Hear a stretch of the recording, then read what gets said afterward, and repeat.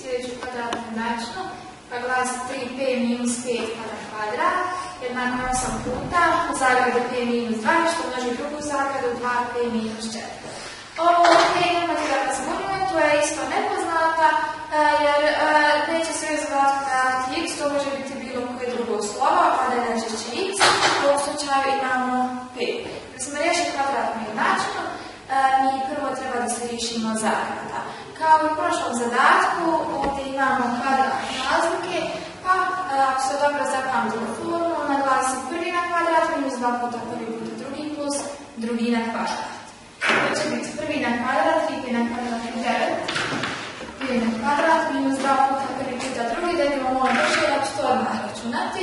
2 puta prvi, to je 2 puta 3p, to je 6p, puta drugi, to je 6p puta 5, 10p, plus 5 na kvadrat je 25.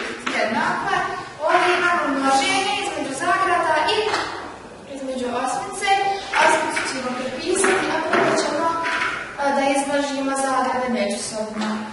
Množimo tako što? Množimo svaki za svaki iz jedne druge zagrade.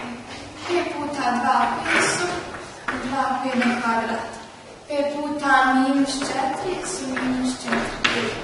Minus 2 puta 2p je minus 4p. I minus 2 puta minus 4 su plus 8. Znači minus 2 puta minus 4 minus minus znači plus, a 2 puta 4 su 8.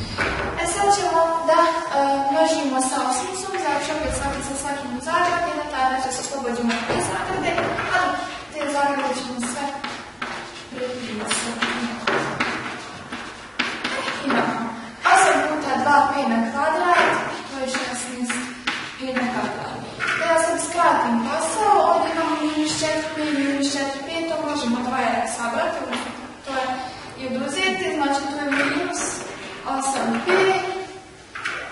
I sad kad budem množila sa ovom osmicom, to će biti minus 64p i 8 puta 8 su plus 64. Sad, rekli smo da kod svake kvadratne jednačine sve treba da prebacimo na jednu stranu, tako da na jednu stranu bude samo 0. Opet ćemo sve prebaciti na drugu stranu. Desnu stranu prepisujemo, lijevu stranu prepisujemo. I sada sve to sa desne strane jednakosti, kada pređe na lijevu, promijenit će predznak.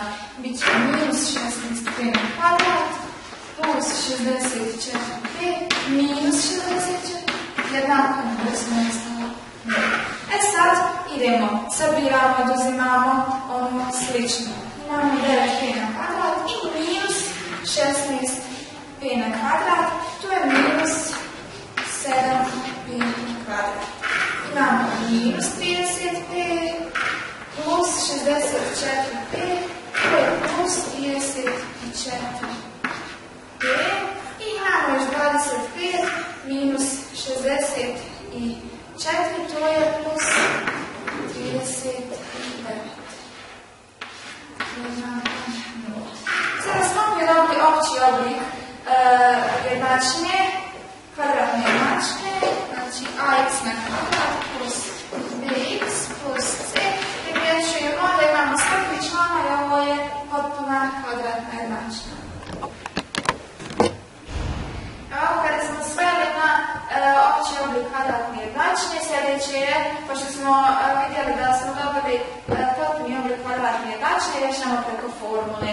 Ta formula sada glasi P1,2, ali sve ostalo je isto naravno.